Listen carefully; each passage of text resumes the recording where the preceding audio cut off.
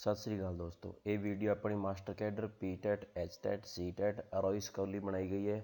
ਇਹ ਜਿਹੜੀ ਵੀਡੀਓ ਹੈ, ਇਸ ਵੀਡੀਓ ਵਿੱਚ ਆਪਣੇ 30 ਪ੍ਰਸ਼ਨ ਹੋਣਗੇ। 30 ਪ੍ਰਸ਼ਨ ਜਿਹੜੇ ਸਾਰੇ ਸਬਜੈਕਟ ਹੈ, ਜਿਵੇਂ ਹਿਸਟਰੀ, ਪੋਲੀਟੀਕਲ ਸਾਇੰਸ, ਜੀਓਗ੍ਰਾਫੀ, ਆਪਣੇ SST ਦੇ ਜਿਹੜੇ ਸਬਜੈਕਟ ਦੇ ਪ੍ਰਸ਼ਨ ਉੱਤਰ ਹੈ, ਸਾਰੇ ਆਪਣੇ 30 ਪ੍ਰਸ਼ਨ ਹੋਣਗੇ। 30 ਪ੍ਰਸ਼ਨਾਂ ਵਿੱਚੋਂ ਅੱਗੇ ਬਹੁਤ ਅੱਗੇ ਪ੍ਰਸ਼ਨ ਨਿਕਲ ਸਕਦੇ ਹੈ, ਅਤੇ ਇੱਕ ਪ੍ਰਸ਼ਨ ਜਿਹੜਾ ਆਪਸ਼ਨਲ ਟਾਈਪ ਪ੍ਰਸ਼ਨ ਉੱਤਰ ਹੈ, ਅਤੇ ਇੱਕ ਜਿਹੜਾ ਪ੍ਰਸ਼ਨ ਹੈ ਦੇਣ ਤੋਂ ਬਾਅਦ ਜਿਹੜਾ ਤੁਹਾਨੂੰ ਥੋੜ੍ਹਾ ਜਿਹਾ ਸੋਚਣ ਲਈ ਸਮਾਂ ਵੀ ਦਿੱਤਾ ਜਾਏਗਾ, ਤੁਸੀਂ ਆਪਣਾ ਉੱਤਰ ਸੋਚ ਸਕੋ। ਅਤੇ ਇਸ ਤੋਂ ਬਾਅਦ ਇਹਨਾਂ ਪ੍ਰਸ਼ਨਾਂ ਤੋਂ ਬਾਅਦ ਜਿਹੜੀ ਇਸ ਸੀਰੀਜ਼ ਤੋਂ ਬਾਅਦ ਜਿਹੜੇ ਹੈ ਅਲੱਗ-ਅਲੱਗ ਵਿਸ਼ਿਆਂ ਦੀ ਅਲੱਗ-ਅਲੱਗ ਵੀਡੀਓ ਵੀ ਬਣਾਈ ਜਾਏਗੀ। ਤਾਂ ਸ਼ੁਰੂ ਕਰਦੇ ਹਾਂ। ਆਪਣੀ ਸਭ ਤੋਂ ਪਹਿਲਾ ਜਿਹੜਾ ਪ੍ਰਸ਼ਨ ਹੈ,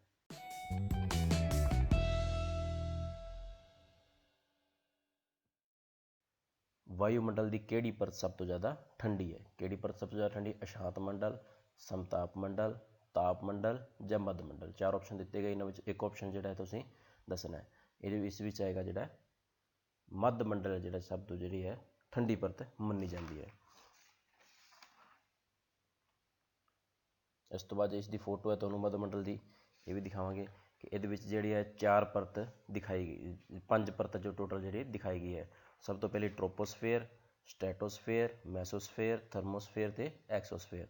ਜਿਹੜੀ ਹੈ ਮੈਸੋਸਫੇਅਰ ਹੈ, ਇਸ ਨੂੰ ਜਿਹੜੀ ਹੈ ਮੱਧ ਮੰਡਲ ਕਿਹਾ ਜਾਂਦਾ, ਅਤੇ ਇਸ ਨੂੰ ਜਿਹੜੀ ਹੈ ਇਹ ਪਰਤ ਆਪਾਂ ਨੂੰ ਉਲਕਾ ਪਿੰਡ ਤੋਂ ਵੀ ਬਚਾਉਂਦੀ ਹੈ। ਉਲਕਾ ਪਿੰਡ ਇੱਥੇ ਇਸ ਪਰਤ ਵਿੱਚ ਆ ਕੇ ਜਿਹੜੇ ਖਤਮ ਹੋ ਜਾਂਦੇ ਹਨ, ਅਤੇ ਇਹਦੀ ਜਿਹੜੀ ਉਚਾਈ ਹੈ ਲਗਭਗ 85 ਕਿਲੋਮੀਟਰ ਹੈ ਧਰਤੀ ਤੋਂ। ਅਤੇ ਇਸ ਵਿੱਚ ਇਸ ਦਾ ਜਿਹੜਾ ਟੈਂਪਰੇਚਰ ਹੈ ਜਿਹੜਾ ਘੱਟ ਹੈ, ਇਸ ਦਾ ਟੈਂਪਰੇਚਰ ਵੀ ਸਭ ਤੋਂ ਜ਼ਿਆਦਾ ਘੱਟ ਮੰਨਿਆ ਜਾਂਦਾ, ਅਤੇ ਇਹਦਾ ਟੈਂਪਰੇਚਰ ਜਿਹੜਾ ਹੈ -80 ਡਿਗਰੀ ਤੁਸੀਂ ਨਾਪਿਆ ਗਿਆ ਹੈ। ਜਿਹੜੀ ਓਜ਼ੋਨ ਪਰਤ ਹੈ ਉਹ ਸਟ੍ਰੈਟੋਸਫੇਅਰ ਵਿੱਚ ਹੁੰਦੀ ਹੈ, ਅਤੇ ਜਿਹੜਾ ਅਸ਼ਾਂਤ ਮੰਡਲ ਹੈ ਟ੍ਰੋਪੋਸਫੇਅਰ, ਇਸ ਵਿੱਚ ਜਿਹੜੀਆਂ ਘਟਨਾਵਾਂ ਹੈ, ਜਿਵੇਂ ਬੱਦਲ ਹੈ, ਬਾਰਿਸ਼ ਆਉਂਦੀ ਹੈ ਜਾਂ ਹਵਾਈ ਜਹਾਜ਼ ਉੱਡਦੇ ਹੈ, ਸਾਰੀਆਂ ਘਟਨਾਵਾਂ ਇਸੇ ਪਰਤ ਵਿੱਚ ਹੁੰਦੀਆਂ। ਇਸ ਤੋਂ ਬਾਅਦ ਅਗਲਾ ਪ੍ਰਸ਼ਨ ਹੈ, ਧਰਤੀ ਆਪਣੇ ਧੁਰੇ ਦੁਆਲੇ ਘੁੰਮਦੀ ਹੈ। ਧਰਤੀ ਕਿਹੜੀ ਦਿਸ਼ਾ ਤੋਂ ਕਿਹੜੀ ਦਿਸ਼ਾ ਵੱਲ ਘੁੰਮਦੀ ਹੈ? ਇਹਦੇ ਵਿੱਚ ਥੋੜ੍ਹਾ ਹੈ ਕਨਫਿਊਜ਼ਨ ਰਹਿੰਦੀ ਹੈ। ਪੱਛਮ ਤੋਂ ਪੂਰਬ, ਪੂਰਬ ਤੋਂ ਪੱਛਮ, ਉੱਤਰ ਤੋਂ ਦੱਖਣ, ਦੱਖਣ ਤੋਂ ਉੱਤਰ। ਇਹਦੇ ਵਿੱਚ ਥੋੜ੍ਹੀ ਕਨਫਿਊਜ਼ਨ ਰਹਿੰਦੀ ਹੈ, ਤੁਸੀਂ ਗਲਤ ਨਹੀਂ ਕਰਨਾ ਹੈ। ਜਿਵੇਂ ਆਪਾਂ ਸੋਚਦੇ ਹਾਂ ਜੇ ਧਰਤੀ ਜਿਹੜੀ ਪੂਰਬ ਤੋਂ ਪੱਛਮ ਘੁੰਮਦੀ ਹੈ, ਪਰ ਇਹ ਗਲਤ ਹੋਏਗਾ। ਤਾਂ ਆਪਣਾ ਉੱਤਰ ਆਏਗਾ ਜਿਹੜਾ ਪੱਛਮ ਤੋਂ ਪੂਰਬ ਜਿਹੜੀ ਆਪਣੀ ਧਰਤੀ ਘੁੰਮਦੀ ਹੈ, ਜਿਸ ਦੇ ਕਾਰਨ ਜਿਹੜੇ ਦਿਨ ਤੇ ਰਾਤ ਨੂੰ। ਇਸ ਤੋਂ ਬਾਅਦ ਅਗਲਾ ਪ੍ਰਸ਼ਨ ਹੈ, ਮਾਨਸੂਨ ਦਾ ਵਿਕਸਿਤ ਚੱਕਰ ਕਿੱਥੇ ਹੈ? ਆਪਸ਼ਨ ਹੈ ਜੀ ਉੱਤਰੀ ਅਫਰੀਕਾ, ਪੂਰਬੀ ਆਸਟ੍ਰੇਲੀਆ, ਦੱਖਣੀ ਤੇ ਦੱਖਣੀ ਪੂਰਬੀ ਏਸ਼ੀਆ ਜਾਂ ਪੂਰਬੀ ਯੂਰਪ। ਇਸ ਦਾ ਉੱਤਰ ਆਏਗਾ ਦੱਖਣੀ ਤੇ ਦੱਖਣੀ ਪੂਰਬੀ ਏਸ਼ੀਆ। ਇਸ ਤੋਂ ਬਾਅਦ ਅਗਲਾ ਪ੍ਰਸ਼ਨ ਹੈ, ਚੌਥਾ ਪ੍ਰਸ਼ਨ, ਧਰਤੀ ਦੇ 2 ਹਿੱਸਿਆਂ ਨੂੰ ਆਪਸੀ ਮਿਲਾਉਣ ਵਾਲੀ ਤੰਗ ਜ਼ਮੀਨੀ ਪੱਟੀ ਨੂੰ ਕੀ ਕਿਹਾ ਜਾਂਦਾ ਹੈ? ਜਿਹੜੇ ਧਰਤੀ ਦੇ 2 ਹਿੱਸੇ ਆ, ਉਹਦੇ ਵਿੱਚ ਜਿਹੜੀ ਤੰਗ ਜ਼ਮੀਨੀ ਪੱਟੀ ਹੈ, ਉਸ ਨੂੰ ਮਿਲਾਉਣ ਨੂੰ ਕੀ ਕਹਿੰਦੇ ਹਨ? ਟਾਪੂ, ਜਲ ਮਾਰਗ, ਥਲ ਜੋੜ ਜਾਂ ਖਾੜੀ। ਟਾਪੂ ਬਿਲਕੁਲ ਨਹੀਂ ਆ ਸਕਦਾ, ਜਲ ਮਾਰਗ ਵੀ ਨਹੀਂ ਹੈ, ਤੋਂ ਮਾਰਗ ਹੈ।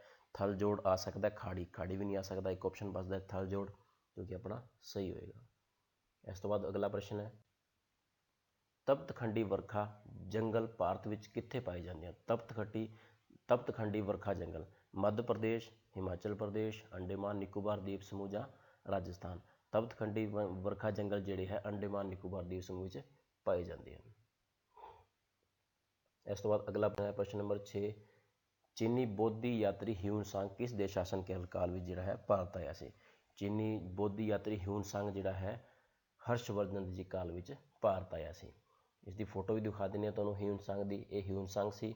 ਜਿਹੜਾ ਰਾਜਾ ਹਰਸ਼ਵਰਧਨ ਹੈ, ਇਹ ਫੋਟੋ ਜਿਹੜੀ ਰਾਜਾ ਹਰਸ਼ਵਰਧਨ ਦੀ ਹੈ। ਇਸ ਤੋਂ ਬਾਅਦ ਪ੍ਰਸ਼ਨ ਨੰਬਰ 7, ਕੌਟਲਿਆ ਚੰਦਰਗੁਪਤ ਮੌਰੀਆ ਦਾ ਡੈਸ਼ ਸੀ। ਕੌਟਲਿਆ ਨੂੰ ਜਿਹੜਾ ਹੈ ਚਾਣਕੇ ਦੇ ਨਾਂ ਨਾਲ ਵੀ ਜਾਣਿਆ ਜਾਂਦਾ ਹੈ। ਜਿਹੜਾ ਚੰਦਰਗੁਪਤ ਮੌਰੀਆ ਹੈ ਬਹੁਤ ਹੀ ਮਹਾਨ ਸ਼ਾਸਕ ਰਿਹਾ, ਅਤੇ ਜਿਹੜਾ ਭਾਰਤ ਦਾ ਇਸ ਨੂੰ ਸਭ ਤੋਂ ਪਹਿਲਾ ਜਿਹੜਾ ਹੈ ਅਸੀਂ ਰਾਜਾ ਕਹਿ ਸਕਦੇ ਹਾਂ ਭਾਰਤ ਦਾ। ਜਿਹੜਾ ਹੈ ਚੰਦਰਗੁਪਤ ਮੌਰੀਆ ਕੌਟਲਿਆ ਕੀ ਸੀ? ਪ੍ਰਧਾਨ ਮੰਤਰੀ ਸੀ, ਵਿੱਤ ਮੰਤਰੀ ਸੀ, ਸਲਾਹਕਾਰ ਜਾਂ ਮੁੱਖ ਮੰਤਰੀ। ਸਾਰਿਆਂ ਨੂੰ ਪਤਾ ਹੈ ਜਿਹੜਾ ਚਾਣਕਿਆ ਸੀ, ਚੰਦਰਗੁਪਤ ਮੌਰੀਆ ਦਾ ਕੀ ਸੀ? ਪ੍ਰਧਾਨ ਮੰਤਰੀ ਸੀ। ਇਸ ਤੋਂ ਬਾਅਦ ਅਗਲਾ ਪ੍ਰਸ਼ਨ ਹੈ, ਪ੍ਰਸ਼ਨ ਨੰਬਰ 8 ਜੀ, ਵਾਸਕੋ ਡੀ ਗਾਮਾ ਡੈਸ਼ ਵਿੱਚ ਕਾਲੀਕਟ ਵਿਖੇ ਪਹੁੰਚਿਆ। ਵਾਸਕੋ ਡੀ ਗਾਮਾ ਕਿਸ ਈਸਵੀ ਵਿੱਚ ਜਿਹੜਾ ਹੈ ਕਾਲੀਕਟ ਵਿਖੇ ਪਹੁੰਚਦਾ ਹੈ? ਵਾਸਕੋ ਡੀ ਗਾਮਾ 1498 ਈਸਵੀ ਵਿੱਚ। ਵਾਸਕੋ ਡੀ ਗਾਮਾ ਜਦੋਂ ਚੱਲਦਾ ਹੈ 8 ਜੁਲਾਈ 1497 ਈਸਵੀ ਨੂੰ ਪੁਰਤਗਾਲ ਤੋਂ ਚੱਲਦਾ ਹੈ। ਇਹ ਜਿਹੜਾ ਪੁਰਤਗਾਲ ਦਾ ਨਿਵਾਸੀ ਸੀ, ਪੁਰਤਗਾਲ ਤੋਂ ਚੱਲਦਾ ਹੈ, ਅਤੇ 8 ਜੁਲਾਈ 1497 ਈਸਵੀ। ਅਤੇ ਪੂਰੇ ਰਸਤੇ ਵਿੱਚ 10 ਮਹੀਨੇ ਦਾ ਸਮਾਂ ਲੱਗਦਾ ਹੈ, ਅਤੇ 20 ਮਈ 1498 ਈਸਵੀ ਨੂੰ ਜਿਹੜਾ ਹੈ ਕੇਰਲ ਵਿਖੇ, ਕੇਰਲ ਦੇ ਰਾਜ ਜਿਹੜਾ ਹੈ ਕਾਲੀਕਟ ਦੇ ਸਥਾਨ ਉੱਤੇ ਪਹੁੰਚਦਾ ਹੈ। ਕਾਲੀਕਟ ਦਾ ਸਥਾਨ ਹੈ, ਕਾਲੀਕਟ ਨੂੰ ਜਿਹੜਾ ਹੈ ਕੋਝੀਕੋਡ ਵੀ ਕਿਹਾ ਜਾਂਦਾ ਹੈ। ਮਲਿਆਲਮ ਭਾਸ਼ਾ ਵਿੱਚ ਇਸਨੂੰ ਕੋਝੀਕੋਡ ਵੀ ਕਿਹਾ ਜਾਂਦਾ ਹੈ। ਇੱਕ ਵਾਰੀ ਪ੍ਰਸ਼ਨ ਆ ਜਾਂਦਾ ਕਿ ਵਾਸਕੋ ਡੀ ਗਾਮਾ ਕੋਝੀਕੋਡ ਕਦੋਂ ਪਹੁੰਚਿਆ, ਤਾਂ ਕਨਫਿਊਜ਼ ਨਹੀਂ ਹੋਣਾ, ਧਿਆਨ ਰੱਖਣਾ ਹੈ ਕਿ ਕਾਲੀਕਟ ਅਤੇ ਕੋਝੀਕੋਡ ਇੱਕੋ ਹੀ ਸਥਾਨ ਦਾ ਨਾਮ ਹੈ। ਵਾਸਕੋ ਡੀ ਗਾਮਾ ਪੁਰਤਗਾਲ ਦਾ ਰਹਿਣ ਵਾਲਾ ਸੀ। ਵਾਸਕੋ ਡੀ ਗਾਮਾ ਦਾ ਜਨਮ ਹੁੰਦਾ 1460 ਈਸਵੀ ਵਿੱਚ, ਅਤੇ ਯੂਰਪ ਤੋਂ ਭਾਰਤ ਆਉਣ ਵਾਲਾ, ਯੂਰਪ ਤੋਂ ਭਾਰਤ ਦੀ ਖੋਜ ਕਰਨ ਵਾਲਾ, ਰਸਤੇ ਦੀ ਖੋਜ ਕਰਨ ਵਾਲਾ ਇਹ ਸਭ ਤੋਂ ਪਹਿਲਾ ਯਾਤਰੀ ਸੀ, ਜੋ ਅਫਰੀਕਾ ਮਹਾਦੀਪ ਦਾ ਪੂਰਾ ਚੱਕਰ ਲਗਾ ਕੇ ਜਿਹੜਾ ਸਮੁੰਦਰੀ ਰਸਤੇ ਵਿੱਚੋਂ ਭਾਰਤ ਪਹੁੰਚਦਾ ਹੈ। ਵਾਸਕੋ ਡੀ ਗਾਮਾ ਦੀ ਮੌਤ ਜਿਹੜੀ ਹੈ 23 ਦਸੰਬਰ 1524 ਈਸਵੀ ਨੂੰ ਹੁੰਦੀ ਹੈ ਮਲੇਰੀਆ ਦੇ ਕਾਰਨ। ਇਸ ਵਕਤ ਪ੍ਰਸ਼ਨ ਨੰਬਰ 9, ਸਵਾਮੀ ਵਿਵੇਕਾਨੰਦ ਨੇ ਰਾਮਕ੍ਰਿਸ਼ਨ ਮਿਸ਼ਨ ਦੀ ਸਥਾਪਨਾ ਕਦੋਂ ਕੀਤੀ? ਸਵਾਮੀ ਵਿਵੇਕਾਨੰਦ ਨੇ ਰਾਮਕ੍ਰਿਸ਼ਨ ਮਿਸ਼ਨ ਦੀ ਸਥਾਪਨਾ 1897 ਈਸਵੀ ਵਿੱਚ ਕੀਤੀ। ਬਹੁਤ ਇੰਪੋਰਟੈਂਟ ਪ੍ਰਸ਼ਨ ਹੈ, ਬਹੁਤ ਵਾਰੀ ਪੁੱਛਿਆ ਗਿਆ ਅਤੇ ਬਹੁਤ ਵਾਰੀ ਕੁਐਸਚਨ ਆਉਂਦਾ ਵੀ ਹੈ। ਇਸ ਤੋਂ ਬਾਅਦ ਅਗਲਾ ਪ੍ਰਸ਼ਨ ਨੰਬਰ 10, ਅਸੀਂ ਪਸੰਦ ਕਹੀਏ ਜਾਂ ਨਾ, ਹੁਣ ਅਸੀਂ ਸੰਯੁਕਤ ਭਾਰਤੀ ਰਾਸ਼ਟਰ ਦੇ ਅਣਵੰਡੇ ਹਾਂ। ਇਹ ਸ਼ਬਦ ਕਿਸ ਨੇ ਕਹੇ ਸਨ? ਇਹ ਸ਼ਬਦ ਕਹੇ ਹੈ ਜੀ ਮੌਲਾਨਾ ਅਬਦੁਲ ਕਲਾਮ ਆਜ਼ਾਦ ਨੇ ਕਹੇ ਹੈ। ਇਸ ਤੋਂ ਬਾਅਦ ਪ੍ਰਸ਼ਨ ਨੰਬਰ 11, ਵੈਦਿਕ ਕਾਲ ਵਿੱਚ ਕਿਹੜੇ 3 ਦੇਵਤੇ ਜਿਹੜੇ ਹੈ ਮਹੱਤਵਪੂਰਨ ਸੀ? ਵੈਦਿਕ ਕਾਲ ਕਿਹੜਾ ਕਾਲ ਕੀ ਮੰਨਿਆ ਜਾਂਦਾ ਹੈ? ਵੈਦਿਕ ਕਾਲ ਜਿਸ ਕਾਲ ਵਿੱਚ ਜਿਹੜੇ ਹੈ ਵੈਦ ਲਿਖੇ ਗਏ ਸੀ। ਕਿਹੜੇ ਕਿਹੜੇ ਵੈਦ ਲਿਖੇ ਗਏ, ਕਿੰਨੇ ਵੈਦਾਂ ਦੀ ਗਿਣਤੀ ਕਿੰਨੀ ਹੈ ਅਤੇ ਕਿਹੜੇ ਕਿਹੜੇ ਵੈਦ ਹਨ, ਉਹ ਜਿਹੜੇ ਤੁਸੀਂ ਜਿਹੜਾ ਕਮੈਂਟ ਬਾਕਸ ਵਿੱਚ ਤੁਸੀਂ ਦੱਸਣਾ ਹੈ। ਇਹ ਇਸ ਵਿੱਚ ਜਿਹੜੇ ਦੇਵਤਾ ਮੰਨੇ ਗਏ ਅਗਨੀ, ਇੰਦਰ ਅਤੇ ਸੋਮ ਜਿਹੜੇ ਦੇਵਤਾ ਇਹਨਾਂ ਨੂੰ ਮੰਨਿਆ ਗਿਆ ਜਾਂਦਾ ਸੀ ਉਸ ਟਾਈਮ। ਅੱਗੇ ਪ੍ਰਸ਼ਨ ਨੰਬਰ 12, ਹੜੱਪਾ ਸੱਭਿਅਤਾ ਹੇਠ ਲਿਖਿਆਂ ਵਿੱਚੋਂ ਕਿਸ ਕਾਲ ਨਾਲ ਸੰਬੰਧਿਤ ਹੈ? ਹੜੱਪਾ ਸੱਭਿਅਤਾ ਨੂੰ ਕਿਹੜਾ ਕਾਲ ਮੰਨਿਆ ਜਾਂਦਾ ਹੈ? ਕਾਂਸੀ ਕਾਲ, ਨਵ ਪੱਥਰ ਯੁੱਗ, ਪੱਥਰ ਕਾਲ ਜਾਂ ਲੋਹ ਕਾਲ। ਜਿਹੜਾ ਹੈ ਹੜੱਪਾ ਸੱਭਿਅਤਾ ਨੂੰ ਨਵ ਪੱਥਰ ਯੁੱਗ ਵੀ ਨਾਂ ਨਾਲ ਜਾਣਿਆ ਜਾਂਦਾ ਹੈ। ਨੈਕਸਟ ਕੁਐਸਚਨ ਹੈ ਜੀ, ਹੇਠ ਲਿਖਿਆਂ ਵਿੱਚੋਂ ਕਿਸ ਮੁਗਲ ਸ਼ਾਸਕ ਨੇ ਫਾਰਸੀ ਵਿੱਚ ਆਤਮ ਕਥਾ ਲਿਖੀ? ਏ ਬਾਬਰ, ਬੀ ਅਕਬਰ, ਸੀ ਜਹਾਂਗੀਰ, ਡੀ ਔਰੰਗਜ਼ੇਬ। ਇਹਨਾਂ ਵਿੱਚੋਂ ਕਿਸ ਨੇ ਜਿਹੜੀ ਹੈ ਫਾਰਸੀ ਭਾਸ਼ਾ ਵਿੱਚ ਜਿਹੜੀ ਹੈ ਆਤਮ ਕਥਾ ਲਿਖੀ ਹੈ? ਇਹ ਲਿਖੀ ਜੀ ਜਹਾਂਗੀਰ ਨੇ।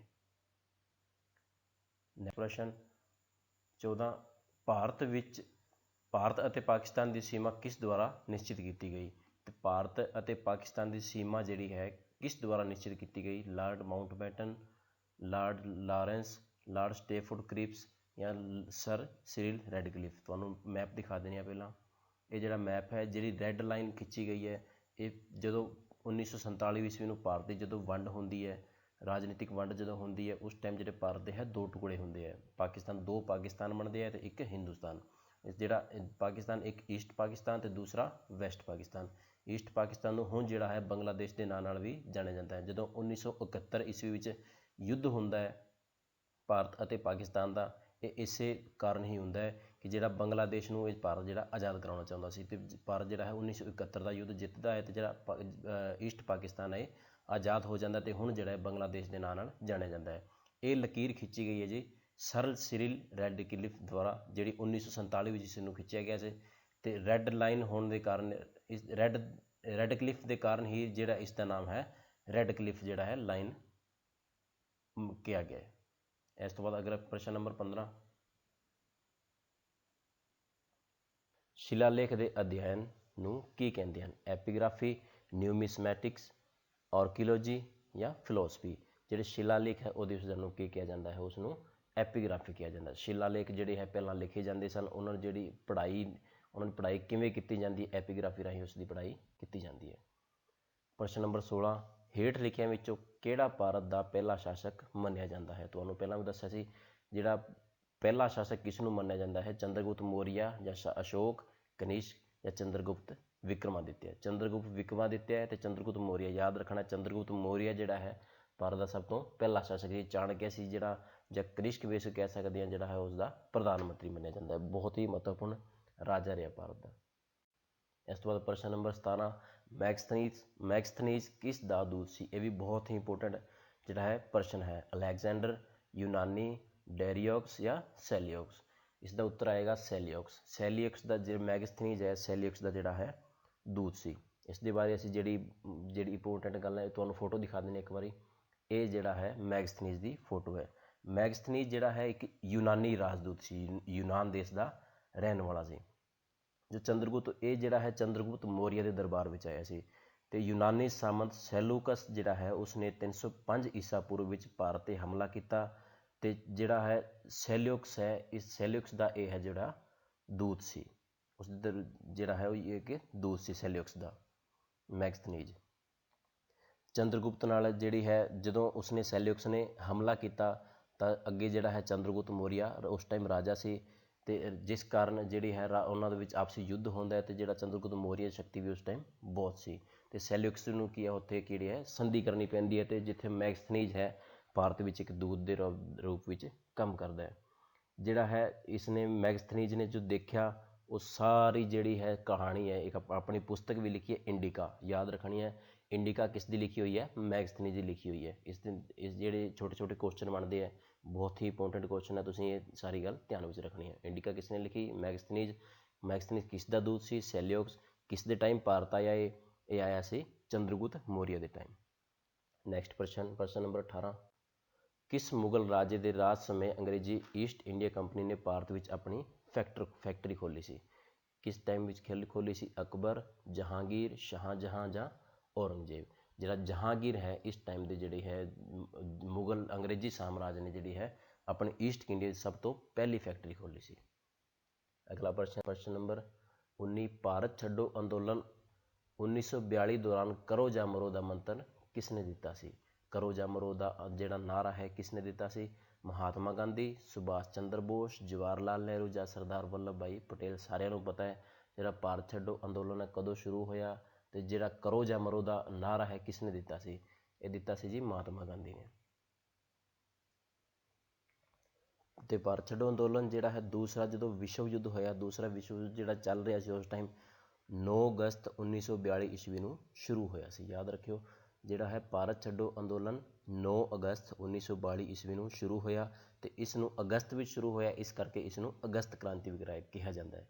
ਭਾਰਤ ਛੱਡੋ ਅੰਦੋਲਨ ਇੱਕ ਪ੍ਰਸ਼ਨ ਆ ਸਕਦਾ ਹੈ ਕਿ ਭਾਰਤ ਛੱਡੋ ਅੰਦੋਲਨ ਕਿਸ ਕ੍ਰਾਂਤੀ ਦੇ ਨਾਮ ਨਾਲ ਜਾਣਿਆ ਜਾਂਦਾ ਹੈ? ਇਸ ਨੂੰ ਅਗਸਤ ਕ੍ਰਾਂਤੀ ਨਾਲ ਵੀ ਜਾਣਿਆ ਜਾਂਦਾ ਹੈ। ਇਹ ਜਿਹੜਾ ਅੰਦੋਲਨ ਹੈ ਅਖਿਲ ਭਾਰਤੀ ਕਾਂਗਰਸ ਸਮਿਤੀ ਦੇ ਮੁੰਬਈ ਅਧਿਵੇਸ਼ਨ ਵਿੱਚ ਇਸ ਨੂੰ ਸ਼ੁਰੂ ਕੀਤਾ ਗਿਆ ਸੀ। ਮੁੰਬਈ ਅਧਿਵੇਸ਼ਨ ਹੋਇਆ ਇਸ ਕਾਂਗਰਸ ਸਮਿਤੀ ਦਾ, ਅਤੇ ਉਸ ਟਾਈਮ ਇਸ ਨੂੰ ਸ਼ੁਰੂ ਕੀਤਾ ਗਿਆ। ਇਸ ਇੱਕ ਯਾਦ ਰੱਖਣਾ ਜੀ ਜਿਹੜਾ 9 ਅਗਸਤ 1925 ਈਸਵੀ ਨੂੰ ਜਿਹੜਾ ਕਾਕੋਰੀ ਕਾਂਡ ਮੰਨਿਆ ਜਾਂਦਾ ਸੀ।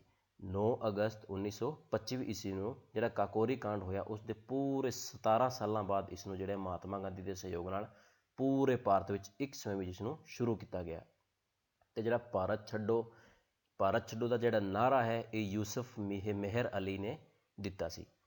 ਭਾਰਤ ਛੱਡੋ ਦਾ ਨਾਅਰਾ ਯੂਸਫ ਮੇਹਰ ਅਲੀ ਨੇ ਦਿੱਤਾ ਸੀ। ਅਤੇ ਭਾਰਤ ਛੱਡੋ ਅੰਦੋਲਨ ਕਿਸ ਨੇ ਸ਼ੁਰੂ ਕੀਤਾ ਸੀ? ਮਹਾਤਮਾ ਗਾਂਧੀ ਨੇ 9 ਅਗਸਤ 1942 ਈਸਵੀ ਨੂੰ। ਅਗਲਾ ਪ੍ਰਸ਼ਨ ਹੈ ਇਹੀ ਬਹੁਤ ਇੰਪੋਰਟੈਂਟ ਪ੍ਰਸ਼ਨ ਹੈ, ਦਾ ਹਿੰਦੂਜ਼ ਦਾ ਅਲਟਰਨੇਟਿਵ ਹਿਸਟਰੀ ਕਿਤਾਬ ਕਿਸ ਦੀ ਲਿਖੀ ਹੋਈ ਹੈ? ਇਹ ਪ੍ਰਸ਼ਨ ਸਾਰਿਆਂ ਨੂੰ ਆਉਣਾ ਬਹੁਤ ਜ਼ਰੂਰੀ ਹੈ। ਸ਼ੋਭਾ ਡੇ, BR ਅੰਬੇਡਕਰ, ਵੈਨੀ ਡੋਨੀਗਰ ਜਾਂ ਸਲਮਾਨ ਰਸ਼ਦੀ? ਇਹ ਜਿਹੜੀ ਕਿਤਾਬ ਲਿਖੀ ਹੋਈ ਜੀ ਵੈਨੀ ਡੋਨੀਗਰ ਦੀ ਲਿਖੀ ਹੋਈ ਹੈ। ਇਸ ਕਿਤਾਬ ਵਿੱਚ ਜਿਹੜਾ ਹੈ RSS ਨੂੰ ਮਹਾਤਮਾ ਗਾਂਧੀ ਦਾ ਕਾਤਲ ਵੀ ਦੱਸਿਆ ਗਿਆ ਹੈ, ਇਸ ਕਰਕੇ ਇਸ ਕਿਤਾਬ ਨੂੰ ਬੈਨ ਵੀ ਕਰ ਦਿੱਤਾ ਸੀ, ਅਤੇ ਇਸ ਰਾਹੀਂ ਜਿਹੜੀ ਹੈ ਬਹੁਤ ਹੀ ਇੱਕ ਕਹਾਣੀ ਜੁੜੀ ਹੋਈ ਹੈ। ਇਸ ਕਿਤਾਬ ਨੂੰ ਜਿਹੜਾ ਰਿਲੀਜ਼ ਕੀਤਾ ਗਿਆ ਹੈ 2009 ਈਸਵੀ ਨੂੰ ਪਬਲਿਸ਼ ਕੀਤਾ ਗਿਆ ਸੀ। ਭਾਰਤ ਵਿੱਚ 800 ਪੇਜ ਦੀ ਕਿਤਾਬ ਹੈ ਜੀ। ਇਹ US ਦੀ ਕੰਪਨੀ ਹੈ ਵਾਈਕਿੰਗ ਪੈਂਗੁਇਨ ਨੇ ਜਿਹੜਾ ਹੈ ਇਸ ਕਿਤਾਬ ਨੂੰ ਭਾਰਤ ਵਿੱਚੋਂ ਵਾਪਸ ਲੈਣ ਦਾ ਫੈਸਲਾ ਕੀਤਾ, ਕਿਉਂਕਿ ਭਾਰਤ ਦੇ ਜਿਹੜੇ ਹੈ ਇਹਨਾਂ ਇਲਜ਼ਾਮ ਲਗਾਇਆ ਕਿ ਜਿਹੜੇ ਹਿੰਦੂ ਸੈਂਟੀਮੈਂਟ ਨੂੰ ਜਿਹੜੀ ਹੈ ਹਰਟ ਕਰਦੀ ਹੈ, ਕਿਉਂਕਿ ਇਸ ਕਿਤਾਬ ਵਿੱਚ ਲਿਖਿਆ ਗਿਆ ਕਿ RSS ਜਿਹੜੀ ਹੈ ਮਹਾਤਮਾ ਗਾਂਧੀ ਦਾ ਕਤਲ ਕਰਦੀ ਹੈ। ਅਤੇ ਇਹ ਯਾਦ ਰੱਖਣਾ 800 ਪੇਜ ਦੀ ਕਿਤਾਬ ਹੈ, ਪਬਲਿਸ਼ ਕੀਤਾ ਗਿਆ 2009 ਈਸਵੀ ਵਿੱਚ, ਅਤੇ ਵਾਈਕਿੰਗ ਪੈਂਗੁਇਨ ਜਿਹੜੇ ਹੈ ਇਸ ਕਿਤਾਬ ਦਾ ਜਿਹੜਾ ਹੈ ਪਬਲਿਸ਼ ਕਰਨ ਦੀ ਇੱਕ ਕੰਪਨੀ ਹੈ। ਇਸ ਤੋਂ ਅਗਲਾ ਪ੍ਰਸ਼ਨ ਹੈ ਜੀ ਜਿਹੜੀ ਵੈਨੀ ਡੋਨੀਗਰ ਦੀ ਫੋਟੋ ਹੈ ਦਾ ਹਿੰਦੂਜ਼, ਇਹ ਜਿਹੜੀ ਬੁੱਕ ਦਾ ਜਿਹੜਾ ਹੈ ਫਰੰਟ ਪੇਜ ਹੈ, ਇਸ ਦਾ ਕਵਰ ਪੇਜ ਹੈ। ਇਸ ਤੋਂ ਬਾਅਦ ਪ੍ਰਸ਼ਨ ਨੰਬਰ 21, ਸਥੂਲ ਤੋਂ ਸੂਖਮ ਵੱਲ ਜਾਣ ਦਾ ਕੀ ਅਰਥ ਹੈ? ਵਾਸਤਵਿਕਤਾ ਤੋਂ ਸਧਾਰਨੀਕਰਨ ਵੱਲ ਜਾਣਾ, ਵਾਸਤਵਿਕਤਾ ਤੋਂ ਸਿਧਾਂਤ ਵੱਲ ਜਾਣਾ, ਸੱਚਾਈ ਤੋਂ ਕਾਲਪਨਿਕਤਾ ਵੱਲ ਜਾਣਾ ਜਾਂ ਉਪਰੋਕਤ ਵਿੱਚੋਂ ਕੋਈ ਨਹੀਂ। ਸਥੂਲ ਤੋਂ ਸੂਖਮ ਵੱਲ ਜਾਣਾ ਮਤਲਬ ਬਹੁਤ ਵੱਡੇ ਤੋਂ ਬਿਲਕੁਲ ਬਰੀਕ ਵਿੱਚ ਜਾਣਾ, ਮਤਲਬ ਸੱਚਾਈ ਤੋਂ ਕਾਲਪਨਿਕਤਾ ਵੱਲ ਜਾਣਾ। ਪ੍ਰਸ਼ਨ ਨੰਬਰ 22, ਭਾਰਤ ਦੀ ਸਭ ਤੋਂ ਵੱਡੀ ਜਵਾਹਰ ਸੁਰੰਗ ਕਿੱਥੇ ਹੈ? ਆਪਸ਼ਨ ਹੈ ਜੀ ਹਿਮਾਚਲ ਪ੍ਰਦੇਸ਼, ਰਾਜਸਥਾਨ, ਪੱਛਮੀ ਬੰਗਾਲ ਜਾਂ ਜੰਮੂ ਕਸ਼ਮੀਰ? ਜਿਹੜੀ ਸਭ ਤੋਂ ਵੱਡੀ ਜਵਾਹਰ ਸੁਰੰਗ ਹੈ ਕਿੱਥੇ ਬਣਾਈ ਗਈ ਹੈ? ਤੁਹਾਨੂੰ ਫੋਟੋ ਦਿਖਾ ਦਿੰਦੇ ਹਾਂ। ਫੋਟੋ ਦਿਖਾਉਣ ਤੋਂ ਬਾਅਦ ਤੁਸੀਂ ਅੰਦਾਜ਼ਾ ਲਗਾ ਸਕਦੇ ਹੋ ਵੀ ਕਿੱਥੋਂ ਦੀ ਸੁਰੰਗ ਹੈ। ਫੋਟੋ ਦਿਖਾਉਣ ਦਾ ਮਤਲਬ ਇਹੀ ਹੈ ਕਿ ਕਈ ਵਾਰੀ ਆਪਣੀ ਜਿਹੜੀ ਗੱਲ ਕਹੀ ਹੈ ਉਹ ਯਾਦ ਨਹੀਂ ਰਹਿੰਦੀ, ਦੇਖੀ ਹੋਈ ਗੱਲ ਜਿਹੜੀ ਆਪਣੀ ਹੈ ਯਾਦ ਰਹਿ ਜਾਂਦੀ ਹੈ। ਜਵਾਹਰ ਸੁਰੰਗ ਜਿਹੜੀ ਹੈ ਜੰਮੂ ਕਸ਼ਮੀਰ ਵਿੱਚ ਹੈ ਪਾਈ ਜਾਂਦੀ ਹੈ। ਇਹ ਜਿਹੜੀ ਸੁਰੰਗ ਹੈ ਇਸ ਦੀ ਲੰਬਾਈ ਜਿਹੜੀ ਹੈ 2.85 ਕਿਲੋਮੀਟਰ ਮਾਪੀ ਗਈ ਹੈ। ਅਤੇ ਇਹ ਜਿਹੜੀ ਹੈ ਇਸ ਦੀ ਮੀਲ ਵਿੱਚ ਜੇ ਅਸੀਂ ਇਸ ਦੀ ਕੰਪੈਰੀਜ਼ਨ ਕਰਦੇ ਹਾਂ ਤਾਂ 1.77 ਮੀਲ ਜਿਹੜੀ ਹੈ ਇਸ ਦੀ ਲੰਬਾਈ ਮੰਨੀ ਜਾਂਦੀ ਹੈ। ਇਸ ਦੀ ਸਟਾਰਟਿੰਗ ਕੀਤੀ ਗਈ ਜੀ 1954 ਈਸਵੀ ਨੂੰ, ਅਤੇ ਇਸ ਦੀ ਓਪਨਿੰਗ ਕੀਤੀ ਗਈ 22 ਦਸੰਬਰ 1956 ਈਸਵੀ ਨੂੰ। ਇਹ ਵੀ ਤੁਸੀਂ ਜਿਹੜੇ ਹੈ ਦੋ ਇੰਪੋਰਟੈਂਟ ਡੇਟ ਯਾਦ ਰੱਖਣੀ ਹੈ ਵੀ ਇਸ ਦੀ ਸਟਾਰਟਿੰਗ ਕਦੋਂ ਕੀਤੀ ਗਈ 1954 ਈਸਵੀ ਨੂੰ ਜਵਾਹਰ ਲਾਲ ਨਹਿਰੂ ਦੇ ਟਾਈਮ, ਅਤੇ ਇਸ ਨੂੰ ਓਪਨ ਕੀਤਾ ਗਿਆ 22 ਦਸੰਬਰ 1956 ਈਸਵੀ ਨੂੰ। ਟੂ ਲੇਨ ਰੋਡ ਹੈ ਜਿਹੜਾ ਬਨਿਹਾਲ ਤੋਂ ਕਾਜ਼ੀਕੁੰਡ ਜਾਂਦਾ ਹੈ।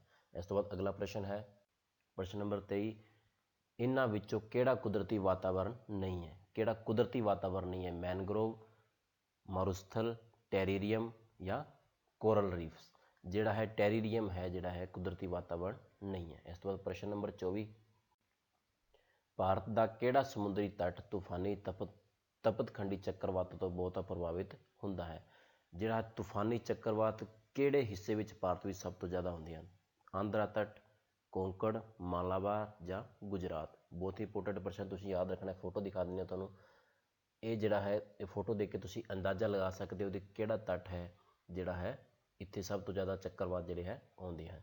ਆਂਧਰਾ ਤੱਟ ਹੈ ਜਿਹੜਾ ਆਂਧਰਾ ਪ੍ਰਦੇਸ਼ ਦਾ ਆਂਧਰਾ ਤੱਟ ਇਸ ਨੂੰ ਮੰਨਿਆ ਜਾਂਦਾ ਹੈ ਜਿੱਥੇ ਸਭ ਤੋਂ ਜ਼ਿਆਦਾ ਜਿਹੜੇ ਸਮੁੰਦਰੀ ਜਿਹੜੇ ਚੱਕਰਵਾਤ ਹੈ ਇਸ ਨੂੰ ਜਿਹੜਾ ਹੁਣ ਵੀ ਆਪਾਂ ਦੇਖਿਆ ਕਿ ਜਿਹੜਾ ਹੈ ਇਸ ਏਰੀਆ ਵਿੱਚ ਹੀ ਸਭ ਤੋਂ ਜ਼ਿਆਦਾ ਜਿਹੜਾ ਤਬਾਹੀ ਹੋਈ ਹੈ। ਇਸ ਤੋਂ ਬਾਅਦ ਪ੍ਰਸ਼ਨ ਨੰਬਰ 25, ਜੁਪੀਟਰ ਗ੍ਰਹਿ ਸੂਰਜ ਦੁਆਲੇ ਆਪਣਾ ਇੱਕ ਚੱਕਰ ਪੂਰਾ ਕਰਨ ਲਈ ਕਿੰਨਾ ਸਮਾਂ ਲੈਂਦਾ ਹੈ? ਬਹੁਤ ਇੰਪੋਰਟੈਂਟ ਪ੍ਰਸ਼ਨ ਹੈ। ਇਹ ਸਮਾਂ ਲੈਂਦਾ ਹੈ ਜੀ 11 ਸਾਲ 11.86 ਸਾਲ 11 ਸਾਲ 86 ਦਿਨ।